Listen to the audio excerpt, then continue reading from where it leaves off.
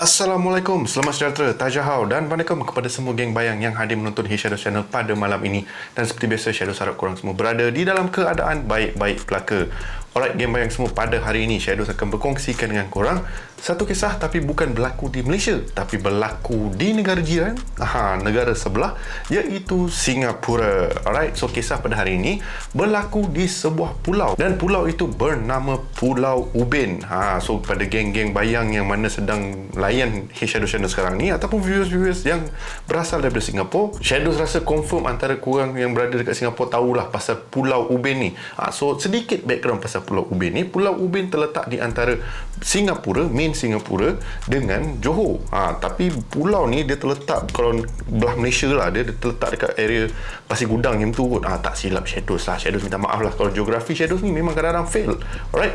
So dekat belah Singapura pula, dia berhampiran dengan Changi Airport. Tapi kisah yang Shadows bakal kongsikan berkenaan dengan Pulau Ubin ni sendiri tau. And Pulau Ubin ni orang katalah, tak tahu betul ke tak, ini apa yang Shadows dengar, apa yang Shadows baca. So Pulau Ubin ni boleh dikatakan antara tempat terakhir yang terletak di Singapura yang mana tak banyak pembangunan dekat area situ. Masih macam ibarat macam zaman dulu, zaman 60-an, 50-an macam tu.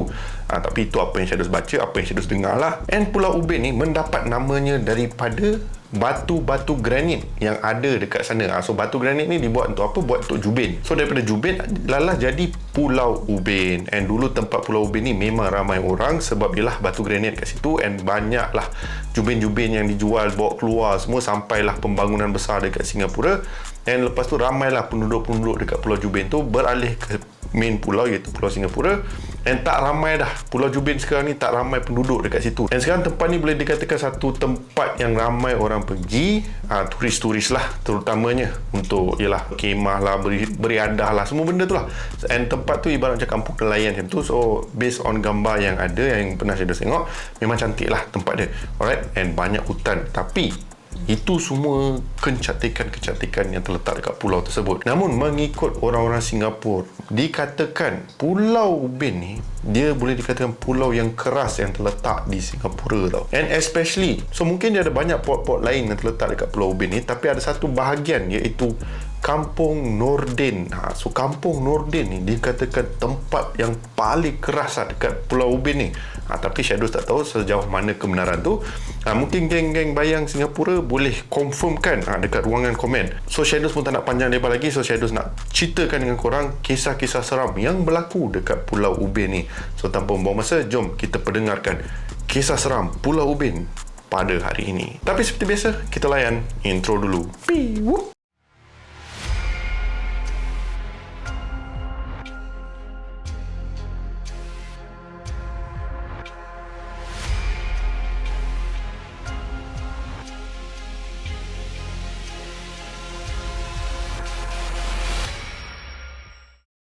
So, kisah yang pertama yang berlaku dekat Pulau Ubin ni, seperti yang Shadow cakap, kejadian yang paling seram berlaku kebanyakannya berlaku di Kampung Nordin. Alright, and cerita ni berlaku kepada dua pasangan di mana diorang ni boyfriend dan girlfriend, and mereka ni bukan beragama Islam. Alright, and diorang ni jenis yang suka bercamping ataupun suka berkhemah lah. And salah satu tempat yang diorang suka pergi iaitu Pulau Ubin.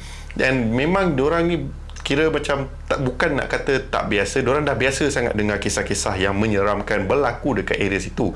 Tapi diorang tak pernah mengalami apa-apa keseraman sebab selalunya diorang tak camp dekat kawasan Kampung Nordin. So diorang decide kali ni diorang nak try tempat tu, walaupun tempat tu ramai orang selalu kunjungi, tapi pada hari ataupun minggu yang diorang pergi tu tak ramai orang. So kisah dia bermula di mana satu hari ni diorang decide untuk bercamping kat situ selama 3 hari 2 malam tau. So diorang pun dari Singapura pergilah ke Pulau Ubin, and diorang tiba di jetty dekat kawasan Kampung Nordin tau. And dekat Kampung Nordin ni dia ada salah satu cadet ataupun camp macam tu lah, camp cadet polis tak silap Shadows. And dia macam merupakan salah satu campsite kat situ lah. Okay, Shadows minta maaf kalau salah. Alright. So dia ada satu kereta polis kat kawasan situ, and then dia adalah pot-pot untuk orang-orang yang datang kat situ untuk berkelah, berkemah dan segala-gala aktiviti yang nak dilakukan lah. Disiapkan semua, tandas semua untuk mandi semua bagai. And kebetulan pada hari itu Tina dan juga Aaron berada dekat situ, dan juga adalah lagi satu pasangan couple yang ada dekat situ lah, tapi jarak di antara mereka dengan couple lagi satu agak jauh lah. So diorang decide nak bagi ada privacy sikit. Maklum lah couple-couple kan. Alright, so diorang pun start set kemah and everything. Tak adalah terfikir apa-apa. Oh yes, and sebelum tu diorang tiba dekat pulau tu dalam pukul 5 petang jam tu tau. So tak adalah apa-apa nak rushing, kira diorang dah prepare segala benda, and diorang pun start pasang kemah lah, apa benda, start unggun api semua bagai. And lepas dekat pukul 7 jam tu, si Tina ni decide untuk okay lah, dia nak pergi fresh up, dia nak pergi mandi dulu, sementara si Aaron ni siapkan apa yang tinggal lah. Dan Tina pada ketika itu terdetik dalam hati dia, terfikir yang tandas yang dia bakal pergi mandi tu dikatakan banyak kisah-kisah yang menceritakan tentang kelibat Pontianak dekat kawasan situ tau. So Tina pada awalnya berasa macam tak senang hati lah nak pergi kan, dan dia ajak lah Aaron, kira macam ajak teman lah, berada dekat kawasan tu kan. Namun Aaron cakap, alah itu semua cerita-cerita orang-orang kampung, cerita-cerita orang yang yang ada pengalaman kat sini, tapi tak semestinya boleh berlaku. Namun Tina still rasa tak sedap hati. So last Aaron decide to settlekan semua barang-barang kemah tu, and teman lah si Tina ni pergi tandas tu lah, pergi mandi semua bagai lah. And sambil si Aaron ni duduk dekat luar, disangkakan tak ada apa yang pelik, and Tina pun masuk ke dalam macam biasalah. So Tina pun nak siap-siap nak get ready untuk mandi semua, and baru dia sedar, and keadaan sekeliling kawasan tu agak sunyi, sepi macam tu tau. Which boleh dikatakan walaupun tempat tu berhutan, tapi sunyi dia memang lain macam. Tak ada pula bunyi cengkerik, tak ada lah bunyi burung ke apa kan. So selalu mestilah ada some sound effect macam tu lah. And si Tina ni pun panggil lah si Aaron ni, and Aaron pun menyahut lah, yang mengesyorkan yang bahawanya dia berada dekat luar tandas tu. So si Tina ni pun pergilah mandi semua bagai, and sambil dia tengah mandi tu, dia tengah nak shampoo rambut semua bagai. So obviously bila tengah mandi, ada momen-momen dia di mana yalah kita tutup mata semua bagai kan. So bila tengah-tengah mandi, bila mata dia tertutup everything, bila dia buka mata dia nampak seolah-olah ada rambut yang berada ataupun tergantung di pintu tandas tu tau. So si Tina ni macam pecah mata dia balik kan, tak tahu apa yang nak dipikirkan ataupun nak dianggapkan. Dia risau kot mungkin Pontianak ke ataupun makhluk-makhluk tu lah. Member dah start takut dah. So si Tina ni beranikan diri balik untuk buka mata dia, and bila dia buka mata dia, dia tak nampak apa-apa pun dah dekat pintu tu. So si Tina ni pun bayangkan mungkin mainan perasaan, mungkin sebab dah letih ke apa, and berada dekat tempat tu pada time-time jam tu. So mungkin itulah bayangan daripada otak si Tina ni. So Tina pun continue mandi and everything all. Tapi sedang dia tengah mandi tu, dia terdengar bisikan suara datang daripada luar tandas tu. So tandas tu dia macam tingkap kecil kat macam tu lah. Lebih kurang lah Shadow fikirkan lah, dia ada tingkap kecil macam tu. Dan Tina dengar seperti ada bisikan suara wanita yang berbisik sesuatu, tapi dia tak dapat nak mengecam suara apa yang datang daripada tingkap tu. So si Tina ni pun dah rasa mendebar lah, cepat-cepat mandi everything all, start pakai baju everything, and terus keluar. And dia nampak yang si Aaron ni tengah duduk dekat luar tu, tunggu lah girlfriend dia punya lama kan. So bila si Tina jumpa dengan si Aaron, si Tina ni bagi tahu lah dekat Aaron apa yang dia dah dengar semua benda tu. So Aaron cakap, you don't listen to that lah, that's all rubbish. All rubbish katanya. So si Tina pun fikir okey lah, mungkin yelah betul lah apa kata Aaron, mainan perasaan lah kot. So si Tina ni pun bagi tahu lah si Aaron, you pergilah mandi kan, at least freshen up sikit, lepas tu boleh lah dinner ke apa kan, barbecue ke apa kan. So Aaron pun decide okey lah fine lah, since dah ada kat situ, dia pun decide untuk pergi mandi. Member pun pergi ambil baju semua, and masuklah ke dalam mandi semua bagai. Tapi si Aaron ni nak dikatakan ada pengalaman pelik ke apa sepanjang masa dia mandi ke apalah. So Aaron pun keluar, and Tina pun tanyalah soalan, kod si Aaron ni ada terdengar something ke ataupun ada ternampak something ke. Lalu si Aaron cakap tak ada pun, sepanjang dia mandi kat dalam tu tak ada pula dia dengar apa-apa. So keadaan sekeliling tempat tu sekarang ni dah jadi gelap lah, sebab dah malam semua benda kan. Dekat pukul 8, pukul 9 macam tu tau. And si Aaron dan juga si Tina ni tengah duduk dekat kawasan camp dorang, sambil chill, sambil sembang-sembang semua. Dan pada waktu yang sama, nampaklah unggun api dari jarak yang jauh macam tu. Sebab macam saya cakap, ada lagi satu couple yang berada dekat tempat tu, tapi tak adalah rapat sangat di antara si Aaron, Tina dengan couple lagi satu tu. So diorang ni pun just sembang-sembang sampailah dekat pukul 10 malam macam tu. And diorang pun decide untuk masuk tidur sebab dah letih sangat. So diorang pun masuk tidur sebab besok diorang plan nak pergi jalan-jalan dekat kawasan situ kan. Diorang nak pergi melawat satu kawasan yang macam ada tasik macam tu lah. Dia macam senang cerita macam tasik Lombong Biji Timah macam tu lah. Lebih kurang kemah sebab tempat tu kawasan batu granit kan. So ada satu kawasan tu ditutupi dengan tasik. So diorang nak pergi area situ just sekadar hiking, sekadar just jalan-jalan dekat kawasan situ lah. So diorang pun bersiap sedia untuk masuk tidur semua benda. And then lepas beberapa minit macam tu dah kedengaran si Aaron ni dah berdengkur dah. Memang penat betul lah. And si Tina ni still duk pusing sana pusing sini, tak selesa for some reason. And pada waktu yang sama dia rasa macam ada benda yang consider macam tak sedap hati dia tau. So sambil dia tengah duk baring sini pusing sana semua bagai, and again si Tina terdengar seperti ada suara yang berbisik dekat luar camp diorang tau. So si Tina ni pun macam dia terbangun kejap, and then dia intai lah dekat dia macam ada tingkap dalam kemah tu kan, macam kemah tingkap kecil tu kan. So dia pun intai lah dekat luar nak tengok apa yang ada dekat luar. And sambil dia buka benda tu, dia tak nampak pun apa-apa yang ada dekat luar tu. So decide tu tutup and cubalah nak masuk tidur. So member pun again pusing, still tak berjaya untuk masuk tidur juga tau. Dia still for some reason dia asyik dengar bunyi bisikan tu tau. And dari bunyi bisikan tiba-tiba jadi seperti suara orang menyanyi mendayu-dayu macam tu tau. And Tina dah start risau dah. And Tina pun cuba nak kejutkan si Aaron ni. And Aaron pada ketika itu, tanpa rupanya si Tina sedar, dia dah lama sedar dah. Si Aaron ni dah lama bangun. And Aaron bagi tahu Tina untuk suruh diam and jangan cakap apa-apa. Sebab Aaron pun dah dengar benda yang sama. Aaron dengar seperti ada bisikan dan juga suara yang menyanyi mendayu-dayu dekat luar camp dorang tu. So dorang pun start lah mula berbisik macam tu kan, fikir apa yang dekat luar. And yelah, pada waktu itu walaupun dorang berdua stres, dorang cuba tenangkan diri, fikir kemungkinan besar yang suara tu datang daripada couple yang camp dekat tempat yang lagi satu tu lah. So diorang pun cubalah fikir positif lah, fikir yang ini bukan gangguan makhluk halus lah semua benda tu kan. Namun apa yang mengesyorkan yang itu bukan couple yang datang dari tapak kemah yang lagi satu tu adalah bila diorang berdua ni tengah baring, tiba-tiba diorang nampak seperti ada tapak tangan yang letak di kawasan kemah diorang tu. And diorang nampak tapak tangan tu bergerak dari atas ke bawah macam sliding macam tu lah. And terus si Aaron dia suruh si Tina ni diam and jangan berkata apa-apa. And si Tina ni pada waktu yang sama, dia macam ada perasaan ingin tahu, nak tahu apa sebenarnya yang berada di luar kemah dia. So boleh dikatakan sepanjang malam mereka berdua ni tak tidur sebab apa? Sekeliling kawasan camping diorang tu, diorang rasa seperti ada banyak makhluk ataupun banyak benda yang berada dekat kawasan situ tau. Bukan nak kata bunyi seperti binatang ke apa, tapi kedengaran seperti manusia yang bergerak-gerak dekat kawasan tu tau. So again, macam saya dah cakap, diorang cuba tenangkan diri diorang dengan sangkaan yang kemungkinan besar ada orang lain juga yang ada dekat pulau tu yang tengah berjalan-jalan lah. Tapi yang pelik is that walaupun diorang cuba sedaya upaya mereka untuk fikir yang itu kemungkinan manusia ke apa, tapi yang membuat mereka fikir sebaliknya adalah cara pergerakan ataupun bunyi pergerakan tu tak normal langsung tau. Sebab apa? Kejap-kejap diorang dengar bunyi tapak kaki, lepas tu diorang dengar bunyi melompat, lepas tu macam-macam lagi lah. Susah untuk Shadows explain macam mana apa yang diorang dengar, tapi apa yang diorang confirm is bukan manusia yang berjalan. Sebab kita for some reason kita tahulah manusia berjalan macam mana kan. So finally Tina punya geram, dia tak tahan, dia pun decide untuk buka tingkap tu and nak tengok apa yang ada dekat luar. And alangkah terkejutnya si Tina ni bila dia buka dari salah satu sudut jauh dalam kawasan hutan tu. Time tu lah Tina nampak satu lembaga ataupun satu wanita yang berpakaian putih, berambut panjang, standard lah kan, berbaju putih, rambut panjang kan, hantu apa lagi yang ada kan kalau bukan hantu macam tu kan. And Tina nampak dari jarak jauh benda tu berada dalam kawasan semak-semak, dalam kawasan hutan macam tu, sedang berdiri dekat situ. Tapi tak nampak lah wajah dia tengah pandang camp diorang ke apa ke, tapi apa yang dia nampak adalah makhluk tu sedang berdiri kat situ. And dia pun bagi tahu Aaron untuk tengok lah apa yang ada. Aaron tak nak tengok, tak nak apa, dia tak nak ambil tahu pun.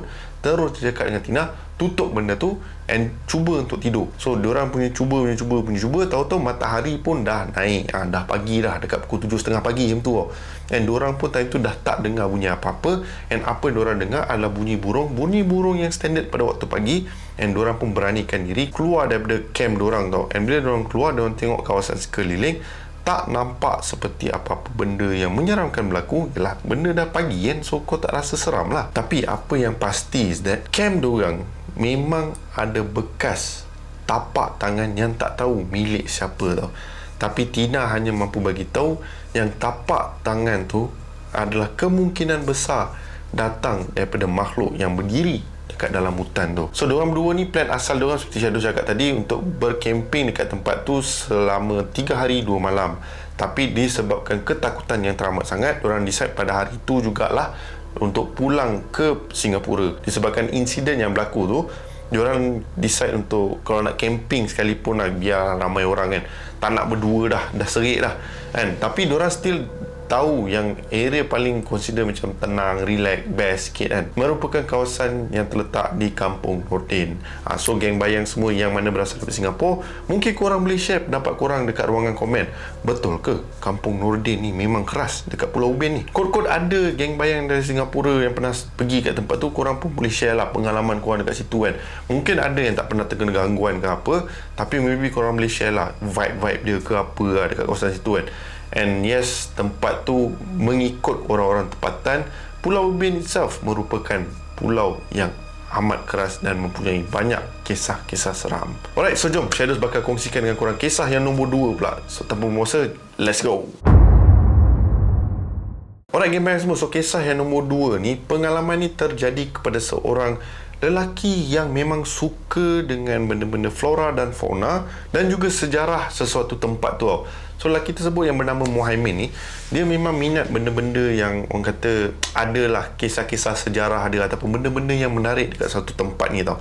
So si Muhaimin ni decide dia tak pernah pergi dekat Pulau Ubin ni, so dia decide untuk pergilah dekat Pulau Ubin tu melawat. And pada waktu yang sama camp dekat situ, and dia nak melawat beberapa tempat dekat kawasan tempat tu. So again, insiden ni berlaku dekat kawasan Kampung Nordin. So bila Muhaimin sampai dekat situ, Muhaimin tanpa membuang masa terus macam hiking macam tu, nak cari tempat-tempat, especially tempat yang Shadows kata pada awal tadi, ada satu tasik, area tasik macam tu, di mana katanya pemandangan dia indah lah. Tapi sejauh mana indah, itu Shadows tak tahulah. So si Muhaimin ni ditemani dengan seorang macam guide lah dekat kawasan situ kan. Dia bayarlah upah sikit kan untuk bawa dia dekat tempat-tempat ni, untuk ambil gambar semua benda tu. So sambil sembang semua, guide ni bagi tahu mengikut kisah, beberapa tempat-tempat yang ada dekat kawasan Pulau Ubin ni boleh dikatakan tempat yang keras tau. And bagi Muhaimin, dia memang dah biasa dengar pasal Pulau Ubin ni, memang merupakan salah satu pulau yang agak menyeramkan lah dan mempunyai banyak kisah-kisah seram. So si Muhaimin ni walaupun dia tahu berkenaan kisah-kisah seram yang dekat situ, tapi itu bukan salah satu minat dia tau. Dia bukan seorang yang buat aktiviti-aktiviti paranormal dekat kawasan tau. Dia lebih kepada cerita ataupun background sesuatu tempat tu ataupun sejarah lah, senang cerita kan. So ke satu tempat si Muhaimin ni bergerak, and Muhaimin ni dia pun decide untuk camp di tempat yang sama, iaitu di Kampung Nordin. Alright, so dia pun camp dekat situ, pacak semua kemah dia semua bagai. So lepas dah settle semua benda tu, si Muhaimin pun berjalan lah dekat kawasan sekeliling, and dekat-dekat nak senja macam tu, dia nak dapatlah gambar sunset yang indah. Kononnya itulah plan dia, tapi disebabkan cuaca kurang menarik pada malam tu, so dia tak dapatlah apa yang diingini. So dia pun just random lah ambil gambar di semua tempat-tempat yang ada dekat situ tau. And keesokan harinya, dia pergilah melawat dekat kawasan perkampungan dekat area belah. So macam saya dah cakap, Kampung Nordin dia menghala lebih kepada area Johor, and dia decide untuk pergi dekat kawasan-kawasan yang perkampungan tu yang terletak lebih ke bahagian Singapura tau. So dia pun ada dekat kawasan situ, and dia melawatlah beberapa tempat, and salah satu merupai sekolah Bin Kian tak silap ya, Bin Kian Chinese School lah. Saya minta maaf kalau salah sebut. So sekolah tu dah lama tutup lah, okay, dah tak beroperasi. So dia pun ambil lah beberapa gambar, and memang bagi dia adalah satu momen yang seronok lah. Sebab apa? Sekolah tu memang old school gila, ni dibina dengan papan dan everything. So memang nampak old school lah. Kawasan tu orang cakap, kalau korang nak rasa ataupun feel seperti perkampungan zaman Singapura yang tahun 50-an 60-an, Pulau Ubin lah merupakan salah satu tempat. Sebab apa? Tempat tu memang diorang decide untuk tak membangunkan tempat tu, walaupun the whole of Singapore Island dah banyak pembangunan, tapi Pulau Ubin sahajalah yang tak banyak pembangunan dekat situ tau. Hanyalah kampung-kampung nelayan macam tu. So selepas si Muhaimin ni dah selesai ambil gambar lah, travel sini, gerak sana, everything all, dia dah puas hati dengan pengalaman dia, and sepanjang dia ada dekat sana, tak ada lah dia nak terasa apa-apa benda yang seram ke, ataupun senang cerita tak ada insiden-insiden seram pun yang berlaku. Tapi apa yang menyeramkan berlaku kat diri dia bila dia pulang ke Singapura, dan bila dia nak cuci gambar. Cuci gambar sebab apa? Dia guna film tau, dia tak guna digital lagi time tu, dia guna film. So dia nak cuci gambar tu semua, and bila dia cuci, obviously dekat apa yang red light tu kan, memang tak nampak apa-apa lah pada awalnya. And keesokan harinya bila dia pulang balik untuk tengok semua balik gambar-gambar tu, alangkah terkejutnya kebanyakan gambar-gambar dia bila dia ambil, tanpa dia sedar, rupa-rupanya ada makhluk yang berada dalam gambar tu. Shadows tak dapat nak tunjuk game bayang semua gambar-gambar tu. So dia ni merupakan salah satu blogger juga yang share kisah-kisah dia ataupun pengalaman dia time dia berada dekat Pulau Ubin, tapi dia tak attach gambar sekali untuk Shadows tunjukkan tau. So apa yang Shadows mampu kongsikan adalah gambaran apa yang si Muhaimin ni ambil, and adalah beberapa kawasan dekat Pulau Ubin, yang salah satunya Kampung Nordin. Dia ambil gambar, salah satu gambar dekat kawasan hutan macam tu tau. For some reason, disebabkan cahaya ni itu membuat tempat tu nampak cantik. Alright, and time ni berlaku time-time senja macam tu. So bila dia ambil gambar tu, di sebalik pokok-pokok tu dia nampak ada beberapa makhluk yang sedang berdiri dekat situ, and tinggi makhluk tu boleh dikatakan hampir tinggi ataupun separuh tinggi pokok-pokok yang ada dekat situ tau. Dan yang memelikkan lagi adalah gambar makhluk-makhluk tu semua dia macam kabur-kabur macam tu tau, especially dekat kawasan muka lah.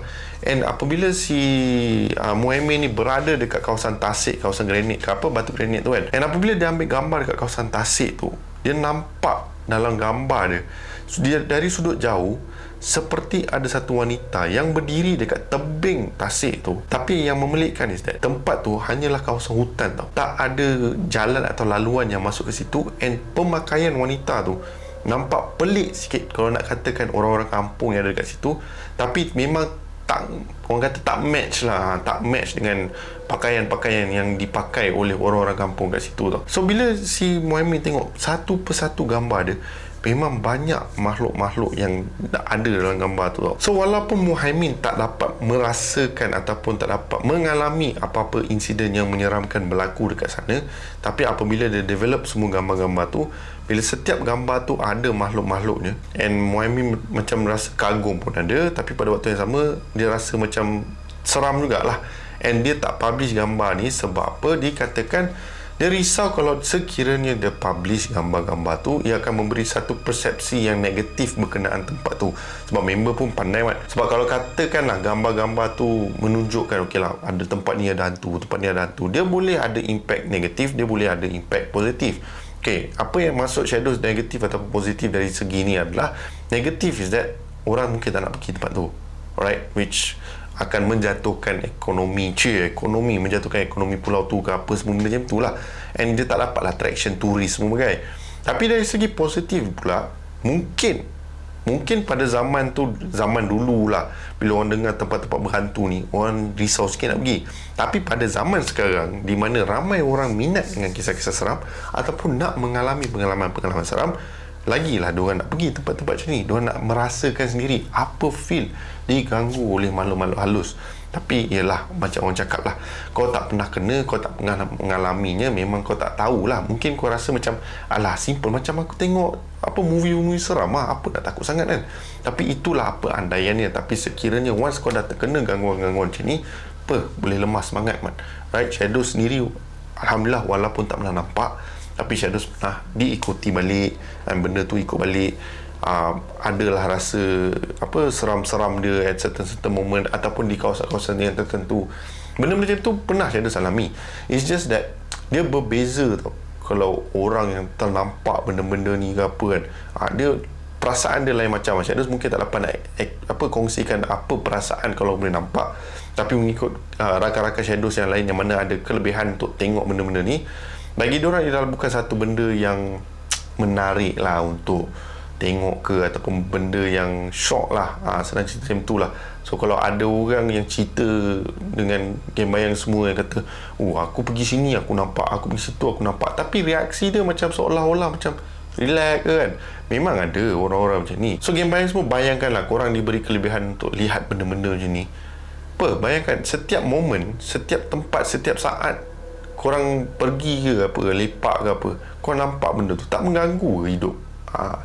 kadang kita kena fikir dari segi logik juga lah. Okay, benda-benda macam ni kan, walaupun benda ni tak masuk akal, tapi at the same time kita manusia kan, dia bukan nak kata sebenda yang menyeramkan ataupun menakutkan, tapi dia boleh dikatakan benda yang kita tak biasa tengok. Alright, bila benda ni berlaku atas diri kita, kita jadi macam dia ada macam terkejut macam tu lah. Dia tak adanya macam dia ada kat situ, dia tengah buat apa tu, lebih kurang macam tu lah. Alright, okay, so Shadows pun tak nak lebih banyak kan. So begitulah dua kisah yang Shadows kongsikan berkenaan dengan Pulau Ubin ni. Shadows minta maaf sekiranya video kali ni tak adalah panjang mana pun, tapi Shadows just nak share dengan Game Bayang semua kisah yang luar daripada Malaysia. Sebab kadang-kadang kisah dekat Malaysia pun asyik benda sama juga kan. So Shadows ceritalah pengalaman orang lain pula dekat Singapura ke, mungkin next round kita boleh buat kat Thailand ke, Indonesia ke. Tapi Shadows risau juga, last time Shadows ada juga buat konten pasal Indonesia, tak menjadi mat video tu. Shadows ada nak meluahkan lah. Alright, so Game Bayang semua, sekiranya korang terhibur dengan kisah pada hari ini, Shadows berharap sangat korang tekan butang like, and kepada viewers yang masih belum lagi subscribe ke Shadows Channel, apa salahnya tekanlah butang subscribe sebagai tanda sokongan korang kepada Shadows Channel. Alright, seperti biasa, nama aku Shadows, and by the orders of the Shadows, stay safe, stay healthy, sehingga kita berjumpa lagi di konten seram yang akan datang. Assalamualaikum. Bye bye guys. Peace.